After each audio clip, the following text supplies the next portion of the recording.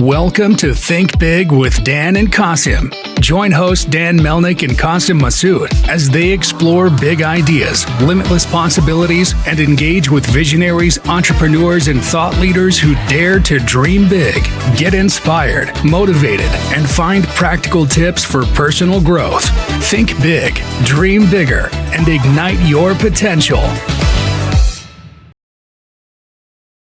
All right. Welcome back, everybody. Our guest today, Sheera Goren. Sheera, it's great to have you on. Thanks so much. And just let us know, first of all, where you're calling in from and what you do for a living with ZYGO. I'm calling in from Playa Vista in LA. Awesome. And ZYGO is the first and only underwater streaming headset. So if you want to listen to a podcast, an audiobook, or we have an app of guided workouts, it's the only thing that streams audio underwater. It's incredible. Then I know we just talked about this like just a second ago, right before we started recording, but I've never seen anything like this on the market. I don't think anything like this exists on the market. I mean, I'm sure after your success, that's people have maybe tried, but tell us a little bit about your background and getting into this space. I mean, I usually ask like, what was the issue you saw on the market to create this product? But I mean, it's pretty obvious. So up to this point, it doesn't seem like there was anything really viable to use while you're swimming to listen to music like people love to do when they're working out. So that seems to be pretty clear to me, but was your catalyst to really taking the lead to put 2 feet into creating like the brand this way and, doing the product development and all the hard things that come along with starting a business? Yeah, I think you nailed it. My co-founder and I both just wanted to buy the product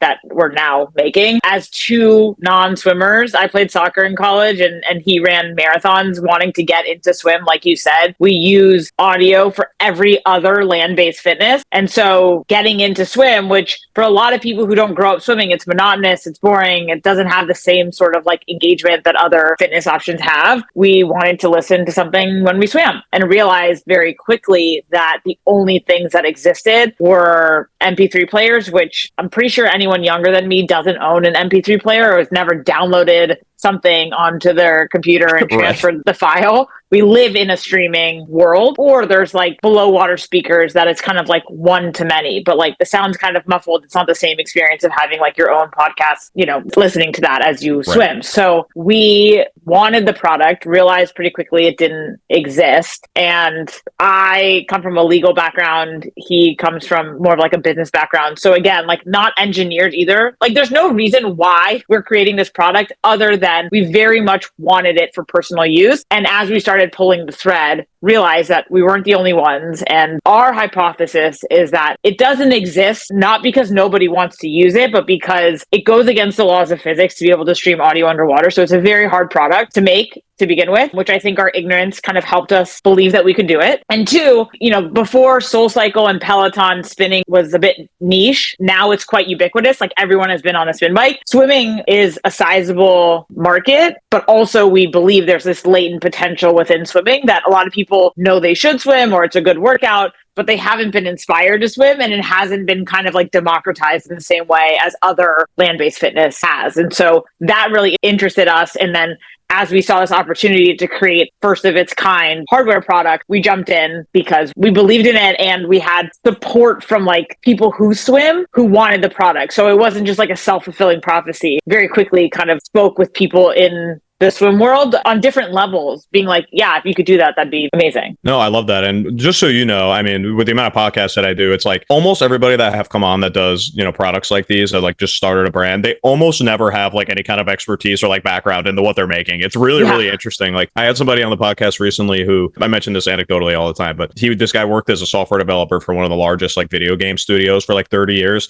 And then he just started selling like cashmere sweaters to celebrities, like out of nowhere. This is like the exhibit A story of like almost everybody that I talk to. I think to your point, like I think it helps because I think you almost need that little bit of like naivete to like get into doing something like this, not knowing all the things that are going to be like all the challenges that are going to be posed to you, all the challenges in the product development, all the challenges in the marketing and everything. It's funny you say that's definitely a common experience, I find. I completely agree with that. I think because if you know too much, one, you underestimate kind of the opportunities and potential in the world. And it's really easy to be a naysayer when you're kind of in it, which is also, I mean, it's the same thing. It's like, it's why taxis didn't become Uber, right? Like they were so in their world where they were perfectly set up. Like they should have been that business, but they weren't. Whereas like within swim, I think also like, yeah, swimming is possible without listening to music, but like, can it be better or can it just be for like a different use case? So a lot of people we spoke to in the swim world were used to doing it a certain way. And I think to your point also is that so many either people starting out trying to create a company or people who want to create something, it's not about knowing, honestly, really anything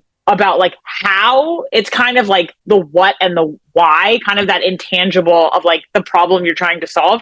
Because it's really just about being resourceful and finding people along the way who can help you. You can find engineers, you can find people to help you build things. So it's not a matter of knowing everything in your category to start something. It's so true. And I think, yeah, like you said, I think you do yourself a disservice, like coming into something with like, it's called like the curse, like the bias of knowledge in an industry, I think is one of the worst things that you can actually have. So that's really interesting. And I was thinking about something else after you said it too. It's just like, you think about like the Peloton stuff that are out there. I mean, a lot of people, they didn't bike. A lot of people didn't even weren't even really working out before like Peloton came around. And people just saw that as an entryway to doing something new, to like, do something that everybody wants to do, which is get in better shape. I'm wondering if you have this experience with yours where like people might come across this product and say like, I would love to start swimming. I haven't thought about swimming in years, but like, what a cool product. What a cool experience this would be to be able to listen to my stuff like I like to do in my daily life and then also do the thing I've been wanting to do for years. Do you have anything to like support that might be the case for like some people that come along and buy this thing as like almost like a catalyst to like get into something that they have been wanting to do maybe for a long time, which is like maybe swimming? Yeah. And,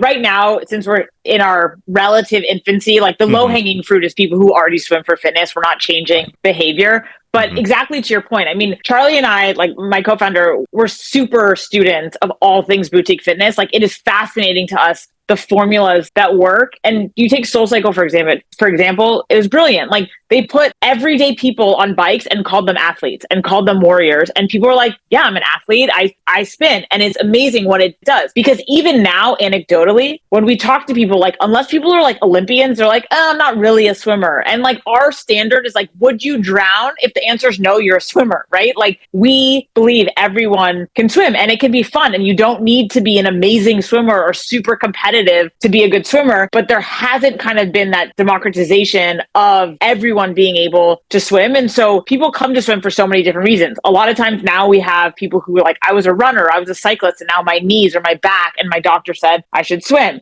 And so they're like, how do I become a swimmer? And so, yeah, I think to your original question of it is there's a lot of people out there that would swim. Like this is our world. This is like the aspirational, right? And we've piloted this. If everyone had a ZYGO, we could have a live class, like you have like a live Peloton class where you could be anywhere in the world. You could be in London, you could be in New York, you could be in LA at 8 a.m. You show up to your pool, you have your headset on, and a coach is coaching you through a guided workout. And they might not have the same level of like visual, but they're telling you what to do. It's paired with fun music. And now you're part of this leaderboard, or like, you're part of a class that like 1,000 people were swimming around the world. So you're taking like a solitary and silent sport and making it more community driven, more engaging. You can have like, like, hey, Matt, you just swam the length of the English Channel, or you just added to like the length of distance that your team is going for. And so you're making the sport fun and gamifying it the same way that other sports have. And that's what gets us really excited, just because we didn't come from a swim background. And that playbook has played out for land-based fitness in a way that we believe it can happen for swim. Yeah, no, it's so true. And even from the outside looking in, I mean, kind of learning about this product for the first time today is like, that's where like my mind immediately went, was exactly what you're saying. So there's a lot of really exciting opportunity there, I think. And that's awesome, especially just thinking about like, obviously, as you mentioned, like, maybe not the infancy, but definitely still in the growth stages of the business. I think it can go any number of like really interesting directions. So that's awesome. I love that story for you guys. And tell me a little bit about as well. I mean, selling something like this, obviously premium product, premium price point. How do you kind of picture yourself going forward, like selling this? Are you looking to get into more like retail? I guess, how are you doing it now? And what is, I guess, like your ultimate goal to like where you see this? Is it more in stores, more direct to consumer online? Tell me a little bit about that. Yeah. So right now we're just D2C. So just on our website. A big reason for that, first, we really launched in September of 2020. So in the thick of COVID. So like really online shopping was kind of like the only option. Also from a product standpoint, our margins weren't healthy enough for anything else besides for direct selling. And also for the first 2 years, Charlie and I were doing every single customer service email. So like anyone that had a problem at anything, we wanted to stay as close to our customer. Like no one knew the pain points more than the two of us, which I think in the beginning of a brand was so important, so we could like really speak to what was going on. Moving forward with the second version, and hopefully at scale and at volume, our costs can come down more. So we can hopefully bring down the costs as it makes sense, so that like it is a premium product, $299. I think like as we bring it down, we would want like everyone to be able to have their streaming headphone for swimming. And in terms of opening up distribution, the kind of like natural player you have to talk about is Amazon. And I think that that would be our first step into broader distribution. Also, as a consumer, I totally get it. A lot of people are probably going just to Amazon to be like underwater headphone, and like we don't sell on there. So I think it would add obviously like a robustness to our sales channel. And then in terms of like bigger box retailers, I think the natural progression after that would be some of the more like bigger, but like boutique fitness or gym. So you have like your Lifetime Fitnesses, you have your Equinoxes that are like a little premium. They have pools, or they already have like a group of people exhibiting the same behaviors that a lot of our customers do. And then I think in terms of like the traditional, like Dick's Sporting Goods, Big Five, things like that, I think it's an open question of one, if the margins make sense. And two, it's probably hard for us to think about as a small company spending so much money on new boxing, new retail packaging just for that moment. I think it's possible, but I think probably the next 12 to 24 months is like opening up Amazon, pushing that. We also are just selling in the US, not even abroad. So I think that would probably be like the next broadening of our scope. Yeah, I think that's a good outlook. I think a lot of people can go wrong in, getting into retail too early, or like as a whole entire like go-to-market strategy at the beginning. It's really great to have a D2C, whether it's Amazon or whether it's through your own store, as a proof of concept. So you have like a leg to stand on and some leverage going into those conversations with retailers. Because if you don't, the margins are probably never going to make sense. If you do have some leverage already, like be showing some success, showing that it's something that, can exist and can perform. I think that's a good way to go about it. So no, that's awesome. I love that. And how do you kind of take to, now that you're selling only through the website now, how do you take to driving, traffic to the website, and doing anything as far as like paid advertising? Is it more like social media driven? Can you break that down a little bit for me? The majority of our marketing spend right now is on paid. Again, kind of like the big players with Facebook or like Meta, so Facebook, Instagram, and Google for paid search. It's kind of like the world that you have to play in with D2C. But for us, kind of taking a page out of a lot of companies during COVID were just bleeding money and growth at all costs. Maybe to our benefit, we were never flushed with cash. So we really had to focus, our CPA and our CAC. That drove how much we spend. We were not like, let's just spend based on revenue. And so we've limited our spend because we're like, we have to keep this number to make like every sale margin positive. And as we grow our margin, obviously like we'll have a little bit more room to play with. So we do spend on that. We also spend on affiliate marketing, but have also now leaned more into referral with consumers. We have these like interesting micro communities that are popping up as there's more units out in the wild. You have people seeing each other at pools using it. And like, obviously the gold standard would be word of mouth, right? So it's like, how can we keep infiltrating these like clubs or pools where people see it and they're talking about it? We haven't yet, which is part of our strategy for this next product, leaned into like influencer marketing. And when I say that, I mean everyone from like a nano micro influencer to like a true kind of like sports influencer. Just trying to test and see what works. Again, I think this world has become really saturated where it's like, it's not really about like following. It's more like what kind of following you have and the types of people. And for us, I think, our opportunity, but also our challenge is like so many people come to swim for different reasons that it's not just like, oh, a traditional like swim person follows someone who swims. It's like maybe like all around athlete or like a holistic like lifestyle influencer. And so I think that'll be really interesting again, because like the more that we can get away from just like traditional paid, as like a lot is changing in that world and it's becoming more and more expensive, those other avenues are more interesting to us. It's so true. And I mean, you think about like a general marketing strategy, whether it's with affiliates or whether with paid advertising. I mean, the targeting that you're trying to do is with a very specific type of person, not just somebody who is an athlete. Like that's not niche enough. Not even somebody who like maybe they swim once in a while. Like that's probably not even your niche to this point. That makes sense. You're going about it that way. And I'm sure it's kind of the same, perspective when you think about any paid advertising that you do run. I'm sure it's probably targeted more towards like, people who do swimming as like most of their, like fitness activity, right? Still at this point. It's mostly people who do like fitness activities, or it's mostly people who swim already, right? So they're already searching for something to enhance what they're already doing. I think your point is well taken though. It's like, you got to test kind of what messaging gets to the person who maybe only swims once a week or even once a month. Right. And then it's like, what gets to the person who's like swim curious, if you will. And I think the ways that those things can happen or what will convert them are very different. And so again, like we're just so hyper focused on our numbers, like on CAC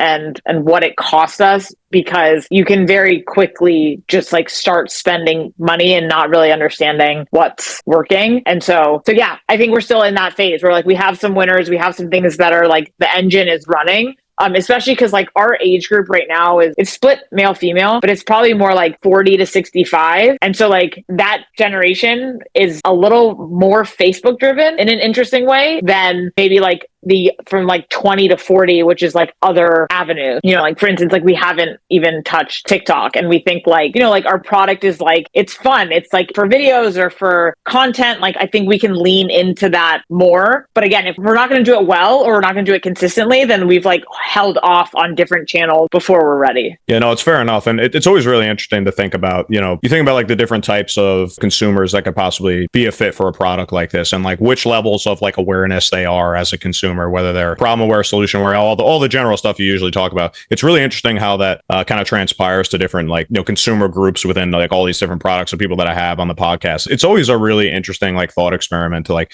a person who's like, I can't forget the term you just used a second ago, like he was swim curious. It's like like it's a great term. And land-based fitness, I think you said, I think that's another great term. I think that those I think could be like really big social media like kickers for you to like have people like, use those terms, and they're like fun, and people are like, that's such a funny way to put that, No, that's awesome. I absolutely love that. And one question I always love to ask everybody that comes on the podcast is just, obviously since I think you mentioned 2020 was your first like kind of year in the market, so if you could go back to that time, obviously it was during COVID, so barring like I wish I saw COVID coming, what would be the biggest piece of advice you would give yourself if you could go back to kind of the inception of the brand right at your launch? I think we were very eager to get the product to market, which I still feel it now. And after like 3 years of development, we felt like it was time. And I think lingering in the back of my head, I think maybe Reed Hastings said it. It's like, if you're not embarrassed by your first product, you went to market too late, sort of thing. So it's like, that's always kind of playing. But with hardware, it's hard because like, if you get something wrong, it's like, it's a very costly thing. And I don't know that we went too early, but I think we were probably more eager as like, not to say that we're not young, but like as like young kids, like with our first product, which like now I think we have just like a little more patience around some of the ways we're going about getting the second version to market. And I think that would probably be the biggest thing. I think otherwise, like, again, like I said, like for better or worse, we've just always had to be like lean. Like we haven't really overspent on things because we just couldn't. And so I think besides for COVID being the hard part of COVID was like a part of our strategy was like really to show up to pools, to be like on deck, swimming with it, meeting people in person. And that just couldn't happen either. So not that we could have changed that, but I think that changed a lot of kind of how we went about things. I think that's in retrospect is a good perspective. And it's definitely something I hear from other people with that exact quote, which is like, if you're not embarrassed by your first product, you went to market too late. I think it's true. And I think the more that comes up, and anybody like that follows the podcast, I think that reiteration is important, because it is a really important point when you're starting out, especially in something that might be a brand new industry for you. I mean, I've had people come on that entrepreneurs their whole lives, 30, 40 years, and they're just getting into like a packaged good thing for the first time. Maybe they're in software or doing something else, or like a service-based industry. And there is a really steep learning curve, and you can put it off until you think you have it perfect for your initial launch. But and then to your point, it's a fair nuance as well to think about. If you're doing a premium product that's hardware that is like $299, and the cost to produce that is like pretty high too, you do need to have that, I think, that little bit of nuanced perspective where like, yes, like that adage may be true a lot of the time, but if you are working on something that does have a high cost to produce as well, maybe you err on like the little bit side of like maybe a little more delay. It's definitely a fair point. So I appreciate that. And yeah, just want to give you an opportunity as well before we hop off here, Sheera, just to plug the website, any social media pages, anybody listening might be interested in checking out the product or maybe partnering with you in any capacity. What's the best way to stay in touch with you all? Yeah, so our website is www.shopzygo.com, and it's ZYGO. On Instagram, we are at ZYGOgram, ZYGOGRAM. And my email is Sheera@zygoco.com. Feel free to email me. We're pretty responsive. We love hearing from people. And I think, with any brands or any consumer, whether they're already a swimmer or they want to get into swimming, I think it's important for us to also, like, while we're a tech product, we're like two humans that just like, now we love swimming, and it can be as fun as your spin class, as your boxing class, as your Pilates class, and just feel like, swimming, objectively speaking, is a very good cardio sport, and want more and more people to feel like comfortable in the water, and that it's a fun part of their, if not weekly, then monthly routine. That's awesome. Well, Sheera, I just want to say thank you again for coming on. I love what you're doing with this brand. I appreciate all of your insights, and just want to wish you the best of luck, continued success, and I really look forward to keeping in touch with you as well. Thanks, Matt. I appreciate it. Thank you, Sheera. Thanks, everybody.